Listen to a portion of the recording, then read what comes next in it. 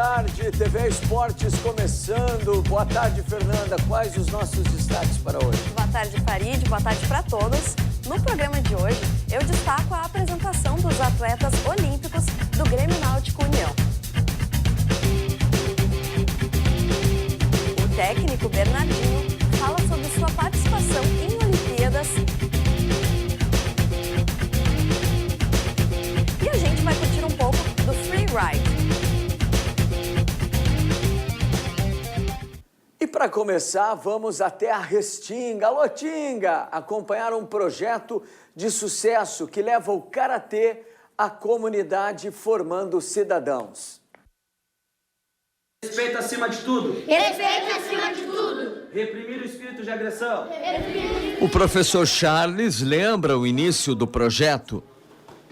O projeto daqui do Karatê já funciona desde 14 de agosto de 2003, onde lá eu comecei com 470 crianças, né? E nesses 13 anos já passou cerca de umas 10 mil crianças no nosso projeto, né? Onde o intuito é ensinar a filosofia do Karatê como forma de vida, para que eles se direcionem na vida com valores, com dignidade, com amor no coração, porque a palavra karatê, né, ela já dá um linkzinho que eu sempre digo de caráter, né? Para os alunos, além do karatê, se aprende muito sobre valores. Para estes alunos, todos fazem parte de uma grande família. Meu sonho é continuar nessa que eu tô, né? Me formar faixa preta e conseguir um estabelecimento por mim, dar minhas aulas, meu espaço. O maior valor que eu tenho com essas crianças hoje em dia são os que são formados em faculdade. Eu tenho um menino faixa preta no fundo que está puxando um treino, ele está tirando administração, esse ano ele se forma. Eu tenho pedagogos, eu tenho enfermeiros, gente que entrou aqui no nosso projeto e hoje em dia está estudando, está se formando na faculdade. E também eu tenho 3 meninas, a Gislaina, a Sabrina e a Amanda, que se formaram faixa preta comigo. Hoje em dia são professoras de karatê. E hoje em dia não é só mais os meus alunos que eu levo para campeonato, eu acabo levando os alunos dessas minhas 3 alunas. Então nós formamos uma corrente do bem.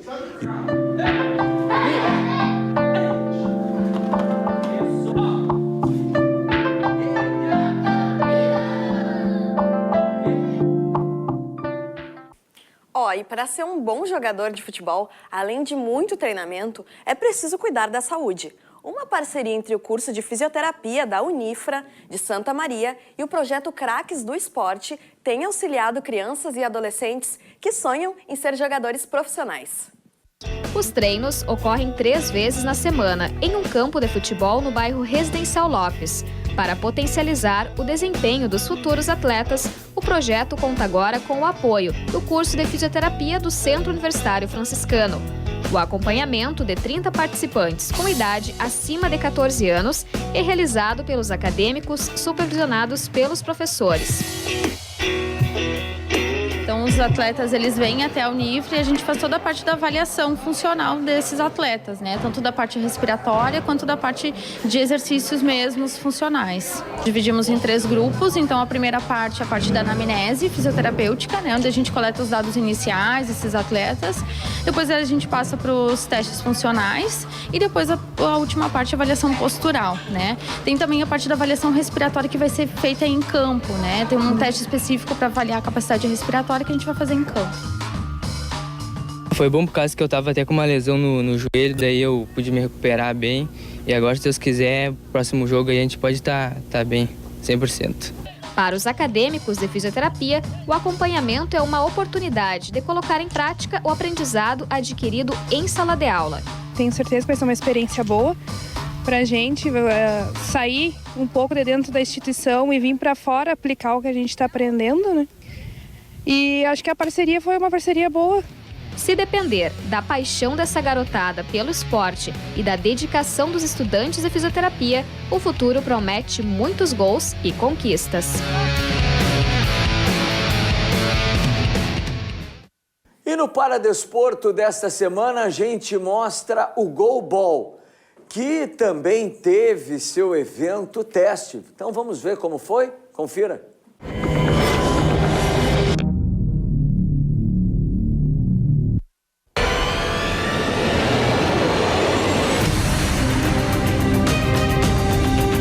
4 meses seria tempo suficiente para tornar uma equipe campeã? Brasileiros, finlandeses, americanos e lituanos querem acreditar que sim. As 4 seleções finalistas do último Mundial de Goalball estiveram cara a cara no evento teste que fez jus ao nome. Provou as instalações da Arena do Futuro, mas também serviu como um laboratório para os times. Dentro de quadra, é como se as equipes estivessem jogando mais do que uma partida de goalball. Tudo o que acontece ali está sendo muito bem estudado. Cada informaçãozinha pode ter um valor imenso em setembro. Quando a bola rolar nos Jogos Paralímpicos, de um lado estará o Brasil, no Grupo A, junto com Argélia, Canadá, Alemanha e Suécia. Os adversários do evento teste ficaram todos no Grupo B, completado ainda por Turquia e China. Os brasileiros aproveitaram a rara oportunidade de enfrentar essas seleções para aprender mais sobre elas, tanto jogando quanto acompanhando das arquibancadas. A gente não vai ter nenhum confronto com eles na fase de grupo, só no eventual quarta, semifinal ou final, né? Então, esse momento é muito bom porque a gente não teria outro momento para confrontar com eles, para fazer uma leitura do jogo deles, né? No primeiro jogo contra a Lituânia, por exemplo, a falta de informações fez o Brasil ficar muito atrás no placar e não conseguir evitar a derrota. Depois, na final do evento, o Brasil bateu os lituanos e foi campeão. Então, se tem um momento em que perder uma partida pode ser benéfico, é esse. E os testes vão continuar. Desse sábado até segunda, acontece o Open Internacional de Goalball, também na Arena do Futuro, com as mesmas 4 equipes, além de Suécia e Turquia. Eu acho que essas 4 equipes que estão aqui são as equipes favoritas aí à medalha de ouro. O que a gente precisa mesmo fazer é agora, a partir dessa competição do Rio Open, a gente ajustar as nossas bolas para poder ganhar desses caras. Quem ouve isso pensa que o Brasil é que corre atrás dos gringos, mas na verdade todos os 3 estão engasgados com a nossa seleção. Na campanha do título mundial de 2014, a Lituânia foi derrotada na semifinal e a Finlândia na final. Já no Parapan do ano passado, os Estados Unidos é que não foram páreo na decisão. Joseph Hamilton, da seleção norte-americana, diz que a semana no Rio é uma grande oportunidade para medir forças com os principais adversários, mas também para descobrir coisas a serem aperfeiçoadas ao longo dos próximos 4 meses. O lituano Mantas Brazauskas pensa parecido. Destaca a chance de testar estratégias contra equipes de ponta e diz: cada uma dessas partidas pode ser como uma final, ou seja, acaba sendo um ótimo treino. Logo na primeira fase dos jogos, os 2 vão encarar a Finlândia, atual campeã paralímpica.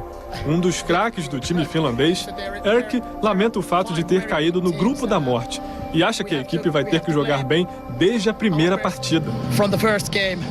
Os finlandeses assumem que não vem a hora de dar o troco no Brasil, que foi campeão do mundo jogando na casa deles. Erkki lembra que naquela final a seleção brasileira passou por cima da Finlândia e agora todo o time vive um clima de revanche. Nesse caso, os Jogos Paralímpicos do Rio são a oportunidade que eles queriam. O problema é que do outro lado também vai ter uma geração cheia de motivação. O ouro é inédito para o Brasil e escapou em Londres justamente contra os finlandeses. Resumindo, tudo parece pronto para um torneio daqueles.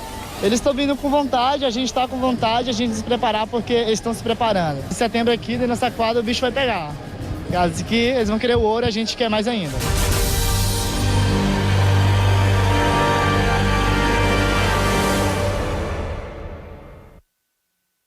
Há 20 anos, ele não falta a uma edição de Jogos Olímpicos. Ele já participou como atleta e como treinador. Bernardinho traz lembranças de quando esteve lá. Eu estive lá várias vezes. Eu estive lá em 80 e 84 como jogador, em Moscou e em Los Angeles. Em Los Angeles ganhando a medalha de prata. Eu estive lá em Seul em 88 como assistente técnico do Beto de Freitas, onde chegamos quase à medalha e acabamos perdendo para a Argentina a medalha de bronze. Foi uma decepção muito grande, queríamos chegar um pouquinho mais.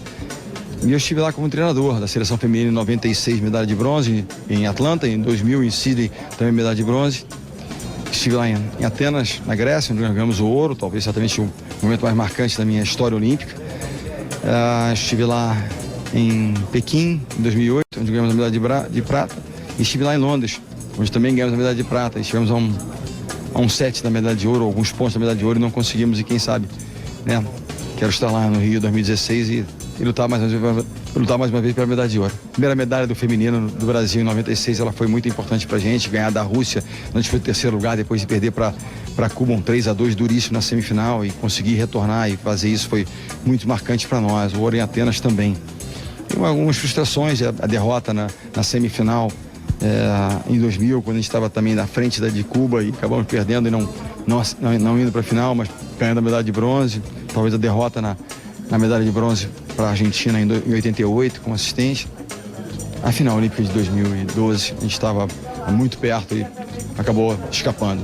Mas, enfim, são frustrações que a gente tem que entender como lições que a vida nos traz, e a lição ela pode ter, né, derrotas como essa e dores, tem dois efeitos sobre os seres humanos. Ou eles matam você ou eles te fortalecem. Então, a gente tem que sair fortalecido dessa história e tirar alguma coisa de positivo para que a gente possa realmente estar mais forte no Rio em 2016.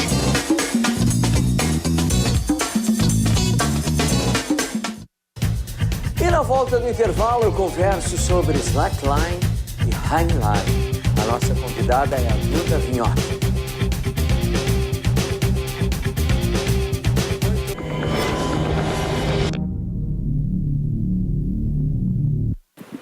TV Esportes recebendo a Duda Vinhoque, que é uma velha conhecida, uma jovem conhecida, mas que participa várias vezes, então uma velha conhecida do programa. Tudo bem, Duda? Tudo bem, olá a todos, é um prazer estar aqui novamente. Já me considero de casa aqui na TVE, né? Por isso que eu te falei que tu era uma velha conhecida que pese ser uma jovem. A Duda, que é da Federação Gaúcha de Slackline.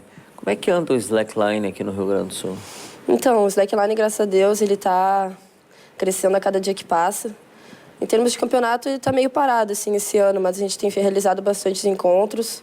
Final de semana passado, a gente teve um encontro em Viamão, que teve um campeonato de slackline infantil, onde a gente desenvolveu ele para ser um encontro de slackline e fortaleceu o desenvolvimento do esporte e a competição no público infantil, né? Sim. A maioria dos competidores foram do projeto do Didila, do ICEA, né? Sim. Onde quem ganhou foi a Quitana, que ficou em primeiro lugar. Só para esclarecer o telespectador, ICEA é Instituto Cultural Esportivo Assistencial Vila Malvina, que é a nossa vizinha aqui da TVE, aqui no Morro Santa Teresa. É isso mesmo. É? Isso mesmo. O slackline está se tornando cada vez mais popular, né, Duda? Graças a Deus. Eu que estou aí, vai fazer quase 6 anos. Para mim é muito gratificante ver o slackline desenvolver da maneira que ele está desenvolvendo. A gente está praticando em praças, o slackline já está sendo desenvolvido em escolas, está sendo desenvolvido em várias comunidades, está sendo... Onde tu passa, tu pode ver que tem um slackline no parque, tem slackline na televisão. Ainda bem que ele tem sido utilizado como uma prática diária, assim, do pessoal. Eles têm visto que o movimento do slackline é uma vivência. O slackline é uma maneira de viver, na realidade, não só um esporte para competição ou algo parecido, né? Bom, tu falasse que teve uma competição, né, com crianças. E o slackline, ele comprova que ele atinge todas as faixas etárias, né? Não tem, tem que ter uma idade mínima ou uma idade máxima para participar. Não, slackline não precisa disso. Não, capaz, slackline não tem idade mínima. Eu tenho amigas minhas que são slackers e já botam o bebê assim de colo, já botam na fita. Tem alunos de slackline. Como é que coloca o bebê de colo na fita? Olha, ela pega, tu acha incrível, ela pega aquela criança, ela segura e bota na fita assim de pezinho. Coisa mais amada, a criança fica sorrindo, assim.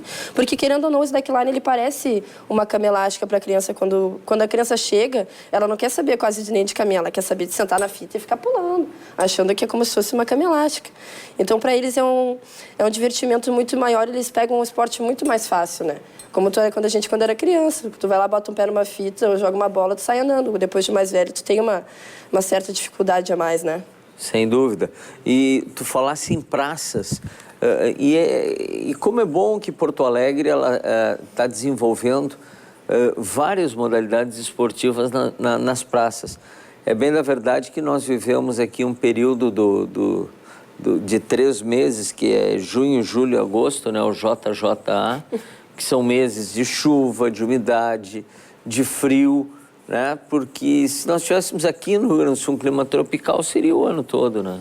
Ah, com certeza. Essa época do ano, o pessoal que pratica slackline já começa meio que se bater, né? Porque, infelizmente, aqui no Rio Grande do Sul, em Porto Alegre, a gente não tem um local onde a gente possa desenvolver um treinamento de slackline indoor. Então, como a gente pratica, o local que a gente pratica é na praça, então essa época do ano o pessoal começa a dar uma diminuída nos treinamentos. Mas segunda-feira o tempo estava bom e estava ameno, no final da tarde já estava praticando na Redenção. Que legal. É Redenção? É Redenção, Parque Marinha do Brasil, tem algumas praças assim ao redor. Por exemplo, tem uma praça que é perto ali da Cidade Baixa, perto do Pão dos Pobres também, eu vejo o pessoal praticando slackline ali. Então, o slack, o bom dele é que tu tem 2 árvores numa boa distância, onde tem uma graminha confortável. Essa Praça do Pão dos Pobres é a Praça Cônego Marcelino. Essa mesmo. E tu falasse do esporte indoor, do slackline indoor. Tem nenhum clube que possa abraçar a causa do slackline e colocar no seu ginásio, abrir a população, abrir ao público em geral? Então, ter clubes tem, né? Tem vários clubes, tanto quanto clube de futebol e tudo mais, mas por causa até da crise, digamos assim, e o slackline por ser um esporte muito novo, às vezes o pessoal não tem ou o espaço ou não tem a verba para fazer esse desenvolvimento.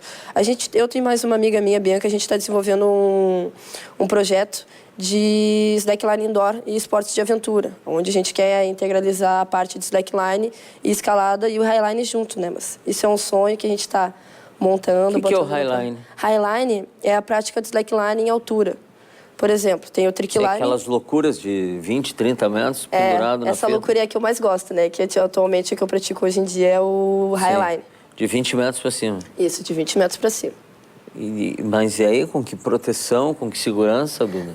Então, por exemplo, o highline, ele é ancorado em 2 pontos de cada lado, né? Ele tem 2 tipos de ancoragem, tem uma corda, uma fita de segurança de backup embaixo e a gente usa uma cadeirinha, o leste, que são equipamentos de segurança propriamente voltados para o highline. E é uma coisa, já até aproveitando aqui, que a gente está aqui dizendo, quem acha o highline legal, acha o highline bonito, gente, procure quem sabe de slackline ou quem sabe de escalada, porque o highline, ele já é um nível a mais do slackline, porque o slackline, como você sabe, tem várias modalidades. Então, digamos assim, que é uma brincadeira de gente grande. Tu não pode entrar lá e achar bonito e achar que tu pode caminhar no highline ou entrar nele sem tu saber se o local é apropriado e sem tu estar com pessoas de confiança, porque é a tua vida que está em jogo, né? Então, sempre tem que ser feito com muita segurança, com muita consciência, sem afobação, né? Antes de eu entrar no highline, eu entrei e fiquei praticando 2 anos de escalada para poder aprender de segurança e tudo mais, né?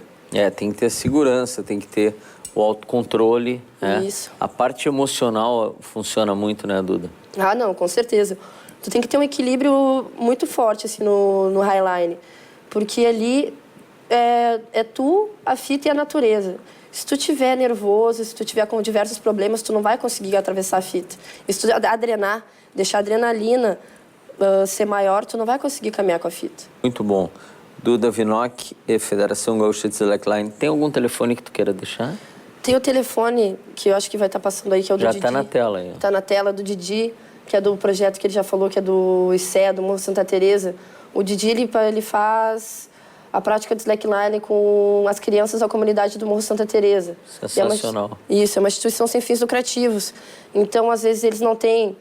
Eles fazem alimentação lá mesmo, eles fazem a própria manutenção dos alimentos, eles fazem a confecção deles. E, então, às vezes, quem puder ajudar, doando uma cesta básica ou alguma empresa que queira ajudar e investir no desenvolvimento, é muito importante. Porque o esporte na vida da criança e do adolescente é aí que a gente vai conseguir guiar eles para um caminho novo, para um caminho correto. Porque se tu está na comunidade, hoje em dia, do jeito que andam as coisas, se a gente não vai para um esporte, querendo ou não, a gente pode, infelizmente, ir para outros caminhos. Ir para um caminho errado. Duda, muito obrigado pela presença. Tu conhece a casa, tu é da casa. E a TVE está sempre à disposição. Muito obrigado pela presença. Eu que agradeço o convite e até logo.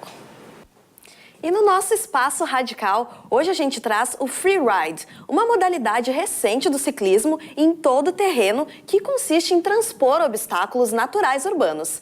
A gente confere essa prática no Morro do Vidigal, Rio de Janeiro.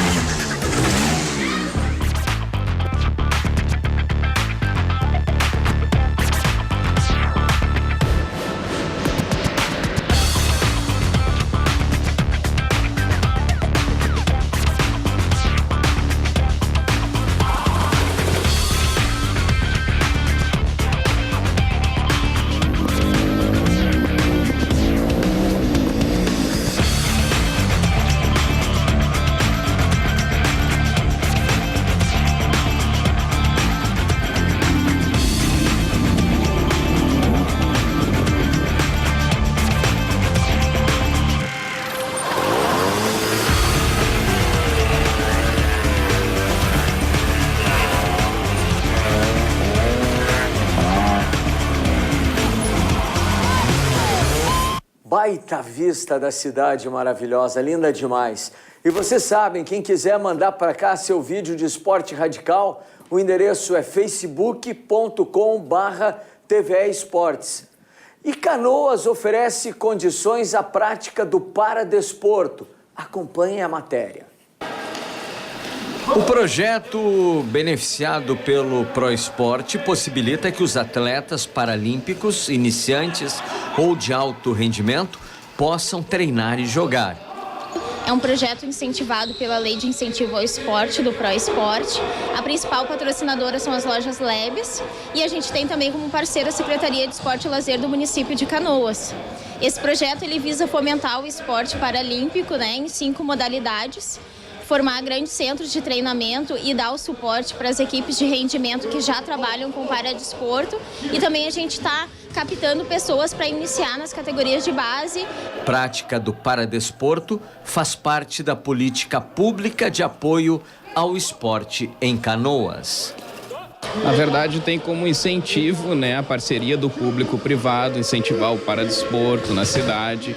É uma política pública voltada para o esporte, coisa que há muito tempo atrás vivia estagnado, e com a atual administração houve então essa proposta de realmente criar política pública voltada para o esporte. Hoje a gente tem inscrições abertas para categorias de base e os interessados podem procurar a Secretaria de Esportes ou a Fundação La Salle para fazer parte do projeto. E olha que legal, a nossa dupla olímpica do vôlei feminino, a Larissa França e a Thalita Antunes, tem um convite para vocês.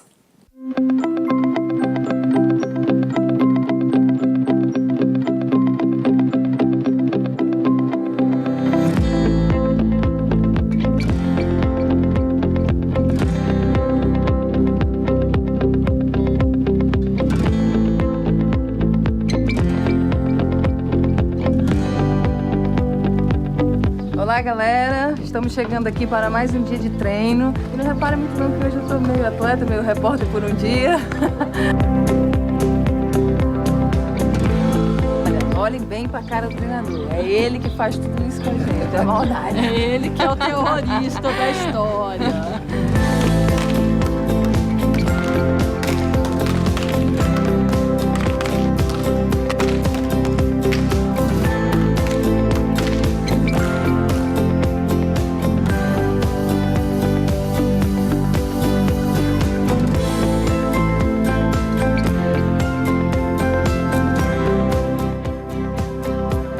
Falam, pô, vocês estão na Olimpíada, que legal.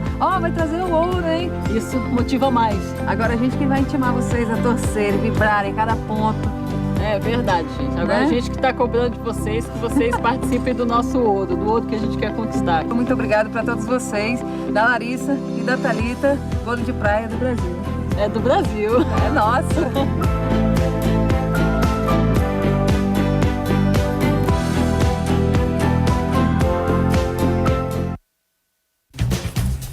Pessoal, na volta, Neco Fornari nos conta suas histórias de duelo com Senna e também vamos falar de kart e Fórmula Júnior. Fique aí.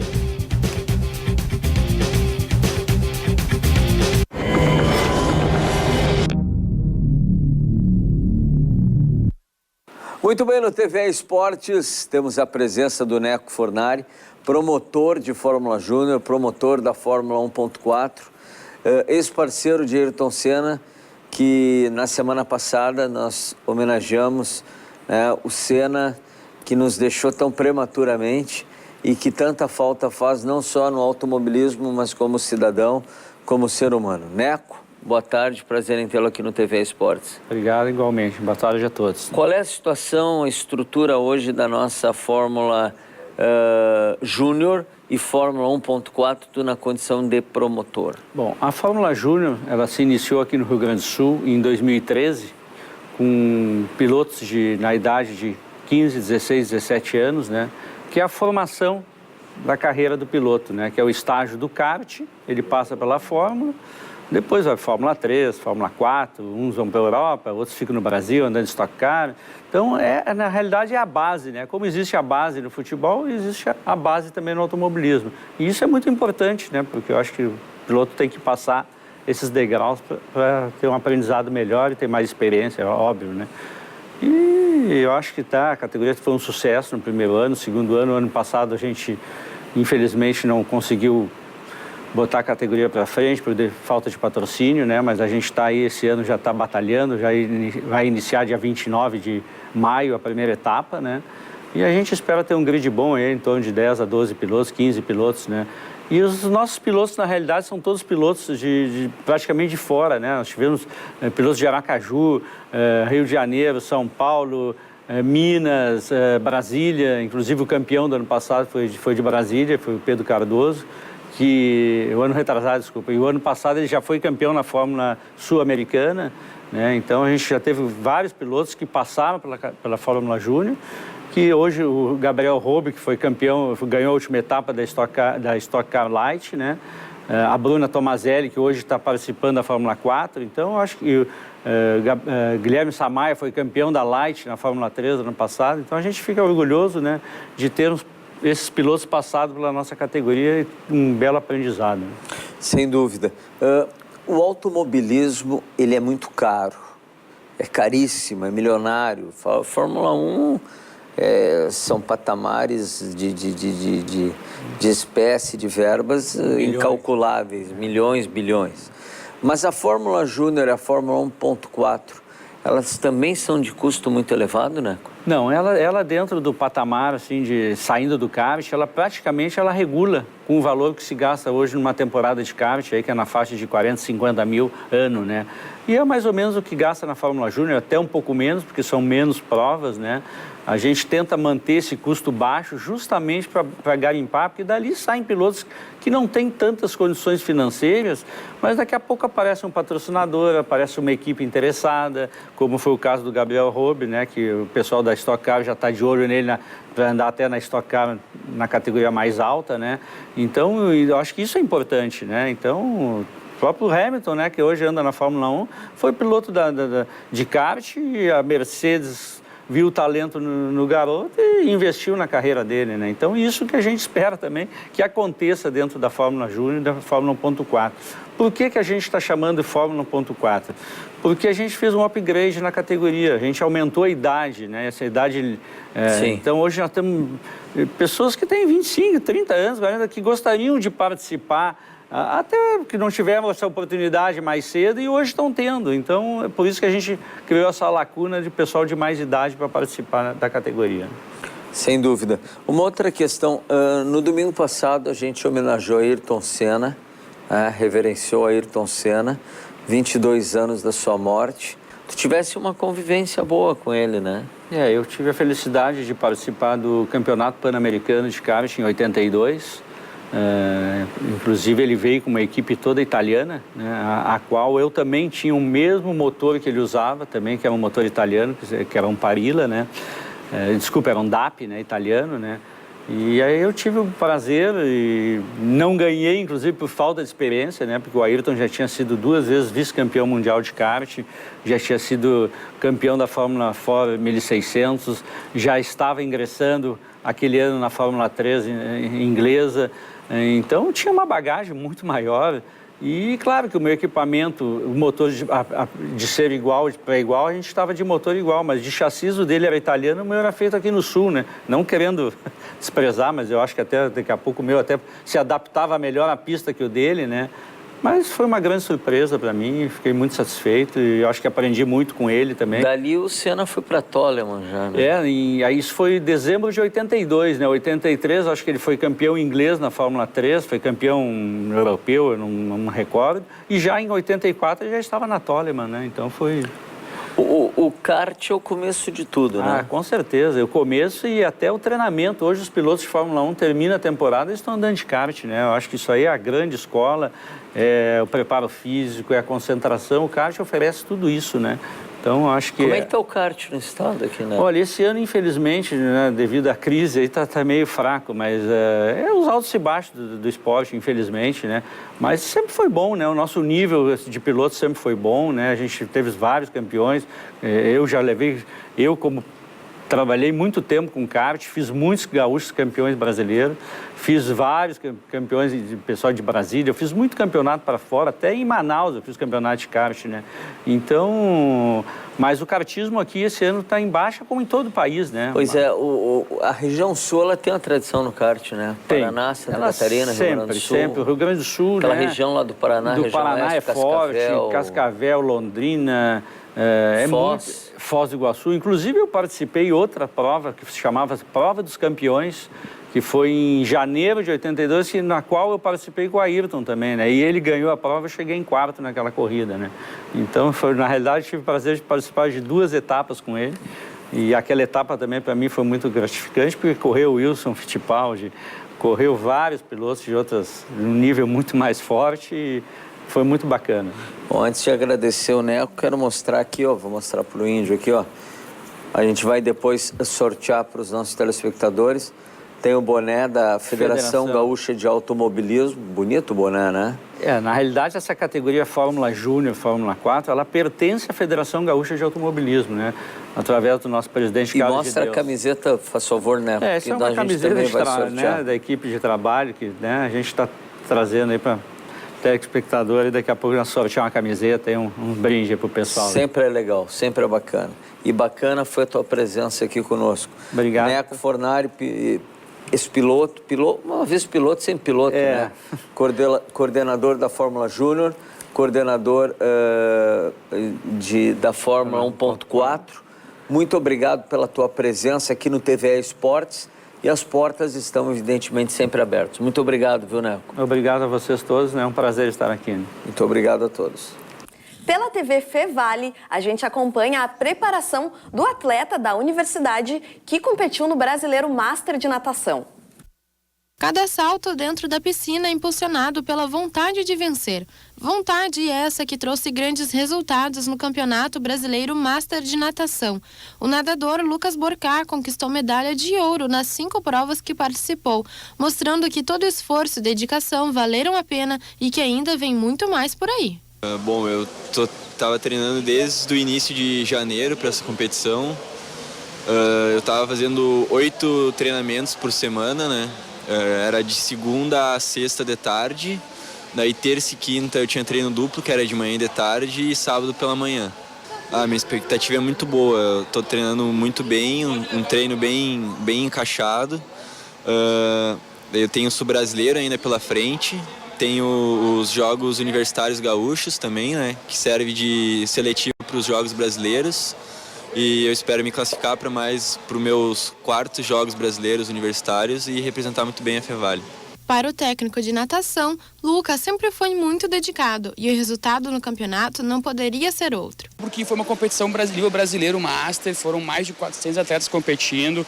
Talvez o nível não seja tão grande quanto um brasileiro, mas é uma competição muito forte. A gente da Argentina com 5 medalhas de ouro bem nadado e mostra que com a dedicação que ele está tendo, ele consegue os resultados. Todo esse empenho acaba trazendo não só medalhas, mas também inspiração para os futuros nadadores. Assim, o Lucas Luteno é sempre um ponto de referência para a gente, porque ele nunca falta treino, está sempre disposto e ele é um ponto de referência para os outros atletas também, que acabam se espelhando muito nele. Porque ele, mesmo de vez em quando ele está meio mal, doente, ele vem treinar, ele estimula muito os outros a treinarem e fazerem força junto no treino. Então, assim, ele é bem um ponto de referência para a gente nessa parte de motivação para a gurizadinha. Eu pensei que já tinha visto tudo, mas não vi. A Coreia do Sul lança o seu uniforme anti-Zika. Vamos ver? O Comitê Olímpico da Coreia do Sul divulgou nesta quarta-feira uniformes com repelente de mosquitos que, segundo a entidade, ajudarão a proteger os atletas do vírus da Zika durante a Olimpíada. Os conjuntos incluem calças longas, camisas de mangas compridas e blazers. Os uniformes serão usados pelos atletas durante cerimônias, treinos e na Vila Olímpica. E os atletas já foram autorizados a usar repelentes. E o futebol fez parte da 14ª edição dos Jogos de Estudantes Surdos. Atletas naquele momento que precede a entrada em quadra, reunidos trocando as últimas estratégias para o jogo. Mas aqui a coisa não funciona no grito, porque todos os jogadores são surdos. Quando o jogo começa, é a linguagem do corpo que vale. Em vez do apito, os árbitros usam um lenço vermelho amarrado no pulso. E o treinador se desespera na beira da quadra para passar instruções. É difícil porque é no visual, né, e através da Libras, e eles têm que visualizar o professor. Mas o interesse deles, claro, é o jogo, né?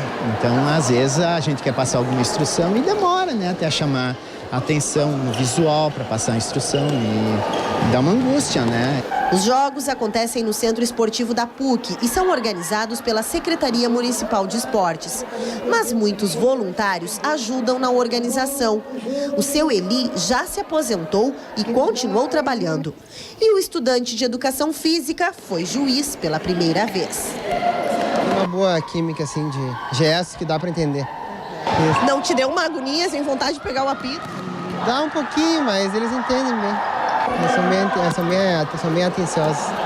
Participam equipes de Porto Alegre e região metropolitana. A escola de Canoas fez bonito no primeiro jogo do dia. Ele está se sentindo muito bem, porque ele ama futebol. E ele quer ser jogador? Se tu quer ser, no futuro, jogador profissional, sim, ele quer. E é na hora do gol que a gente esquece que existem tantos surdos aqui. Em quadra, a comemoração não precisa de sons. Os gestos universais da vitória não precisam de tradução.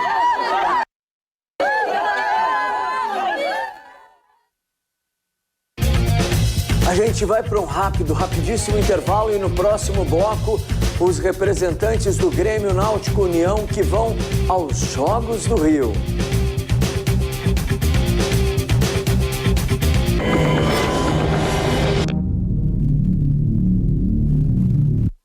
E como todos sabemos, o maior evento esportivo do planeta será em agosto aqui no Brasil. E na PUC, aqui em Porto Alegre, um centro de pesquisa se dedica ao estudo dos Jogos Olímpicos. Confira. O professor Nelson Todd acredita que o atual momento político e econômico do Brasil pode dificultar o sucesso dos Jogos em nosso país. Os Jogos vão acontecer, a televisão vai mostrar mais uma vez imagens belíssimas, afinal de contas é para isso que a comunicação também se prepara, para cenas que os jogos efetivamente sabem mostrar e sabem fazer valer o quanto os jogos representam, mas efetivamente fora das competições e arenas dos jogos, muita coisa também vai estar acontecendo e mostrando o Brasil que nós não gostaríamos de mostrar. O professor destaca Santos Dumont, o primeiro brasileiro a receber um diploma olímpico. O primeiro brasileiro a ser considerado olímpico foi Santos Dumont. Muita gente poderia se perguntar, mas por que Santos Dumont? Afinal de contas, ele era um aviador. É porque no início do século XX, a aviação não era comercial, tão pouco usada para a guerra. Essa aviação era considerada um esporte amador. E Santos Dumont esteve em Paris, circulando lá com os seus inventos, né, da aviação, e Pierre de Coubertin, o criador dos Jogos Olímpicos, viu Santos Dumont sobrevoando a Torre Eiffel e disse: esse cara é um grande esportista. Um ilustre desconhecido, assim pode ser definido Pierre de Coubertin, idealizador dos Jogos Olímpicos. A PUC, em Porto Alegre, desde 2002, tem um centro que estuda os Jogos Olímpicos. Esse comitê busca desenvolver programas educacionais voltados para os valores olímpicos, bem como também dar visibilidade às suas obras. Então, o Comitê Coubertin promove a realização de traduções de livros de Pierre de Coubertin, assim como vídeos que contam um pouco da história daquele que a gente pode considerar o mais ilustre desconhecido da atualidade, já que Coubertin é responsável pela realização do maior evento do planeta, entretanto ninguém sabe quem é ele. Este ano, a faculdade vai sediar um encontro internacional sobre as Olimpíadas, que vai reunir especialistas de todo o mundo. São 12 países que estarão representados aqui, pelo menos, como Rússia, Espanha, Japão, Estados Unidos, Suíça, Alemanha. E a ideia justamente é que esses centros, durante o período de realização desse colóquio, possam discutir as pesquisas que estão sendo realizadas nesses países e prospectar futuras pesquisas até a realização dos Jogos de 2020 no Japão. E no último final de semana foi realizada a segunda etapa do Circuito Praça da Juventude de Vôlei de Praia em Novo Hamburgo. A matéria é da nossa parceira TV Fevale.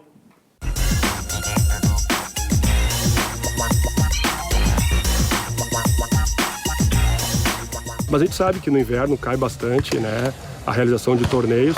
E justamente esse torneio aqui, ele tem esse cunho, né, de poder ter uma etapa a cada mês. Então eu acredito que isso também deva contribuir para o sucesso aqui do nosso circuito. E é muito satisfatório, assim, essa união toda que o pessoal tem demonstrado interesse nas praças de movimento, mesmo com todo esse frio, já estamos quase entrando no inverno, né? Então isso aí só nos traz mais alegria, porque é muito difícil quando sai o verão e a primavera, nós ficamos quase invernando, né? É difícil mesmo jogar vôlei de areia. E eles fazendo esses torneios é muito bom. Pro feminino é maravilhoso. A etapa passada teve frios horríveis aqui e a gente continuou, íamos até as 20, 21 horas. Mas tudo vale a pena, é muito bom. O circuito ele é dividido em 2 naipes, né? No feminino e no masculino. A gente sempre reveza por conta de questões pessoais da galera, enfim, para poder ficar todo mundo junto com poder praticar bem o voleibol. Alguns não podem no sábado, outros no domingo. Eu participo desde o ano passado do circuito e ele só tem melhorado.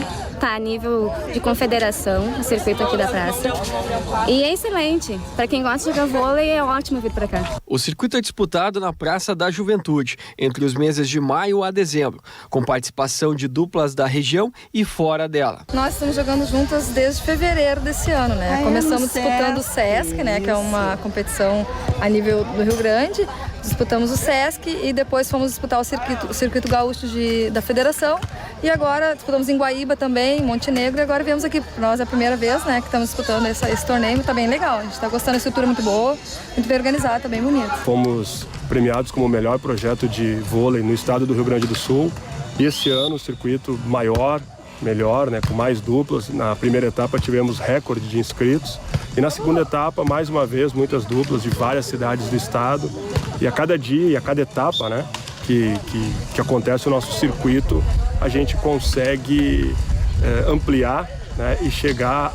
Hoje nós somos o maior circuito do estado, né, na modalidade de voleibol.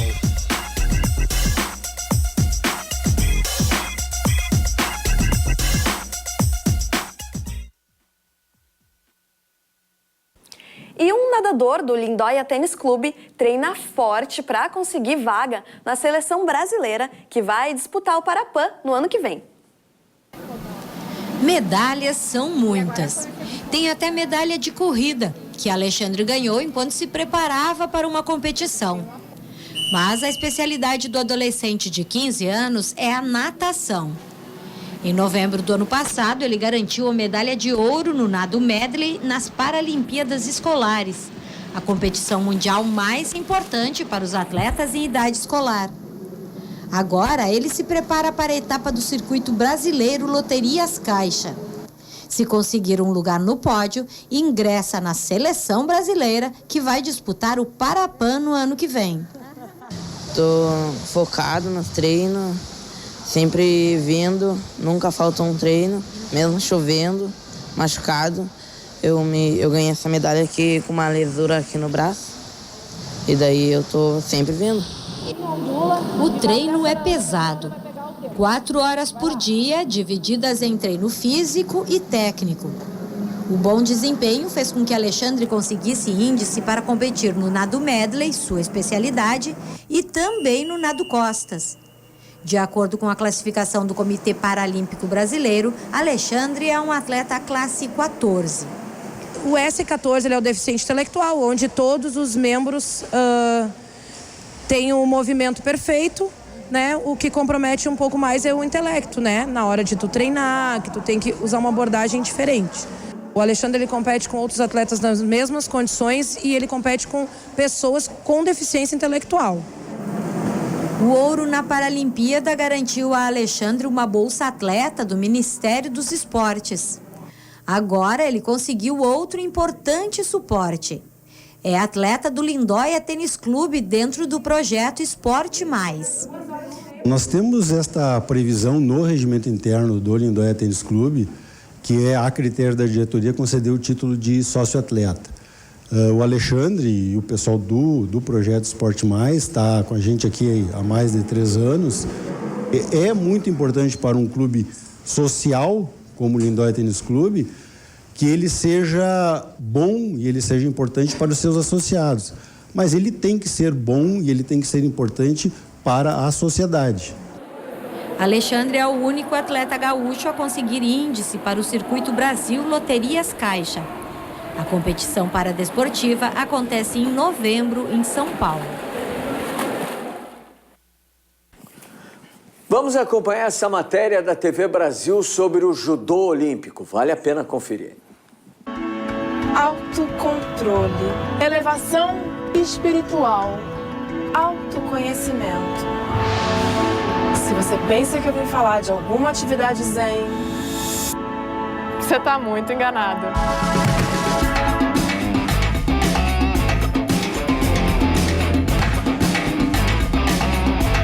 Em 1882, lá no Japão, um professor chamado Jigoro Kano resolveu aproveitar algumas técnicas de uma arte marcial chamada Jujutsu e juntar com técnicas de outras lutas. Assim, ele criou o Judô, que significa caminho suave, porque utiliza o ataque do adversário como alavanca para você dar o golpe. O Judô é um esporte que preza pelo fortalecimento físico, mental e espiritual. Peraí, gente. É muita informação. Editor, dá uma mãozinha aí, vai. Você não é o Vitor Penalber, o brasileiro que super quer brigar por medalha aqui no Rio? Sou eu. Valeu, editor. Quer dizer, então, que o judô vem do jiu-jitsu, que é tipo o pai do jiu-jitsu brasileiro? Ele veio do jiu-jitsu, que era uma luta muito antiga no Japão. E aí o professor Jigoro Kano criou o judô como uma forma de arte não mortal. Mas a gente diz que o jiu-jitsu e o judô podem ser consideradas lutas irmãs. Vieram do mesmo pai, vamos dizer assim. Você consegue ter autocontrole pensando que você pode estar lutando por medalha? Tem que ter, não tem jeito, né? A gente, quando entra naquele quadradinho, só vai sair um vencedor. Mas o que realmente faz diferença é esse controle emocional que a gente tem que ter durante uma luta. Como é que você está se preparando para a classificação para os Jogos? Vai ser definida a vaga no 1º de junho e quem estiver à frente nesse ranking mundial entre os brasileiros conquista a vaga. Hoje eu estou em 4º lugar no ranking mundial. Então acho que estou numa posição bastante boa. Estou muito confiante para chegar aos Jogos e bastante animado. Agora vamos ficar de pé? Vambora. Então vamos. Eu não vim de kimono à toa. Você me ensina um golpe? Eita, Giovana! Ai, tá bom, meu braço. Já chega, editor, chega. Você leva jeito pra isso, viu? Muito obrigada. Valeu. Obrigado.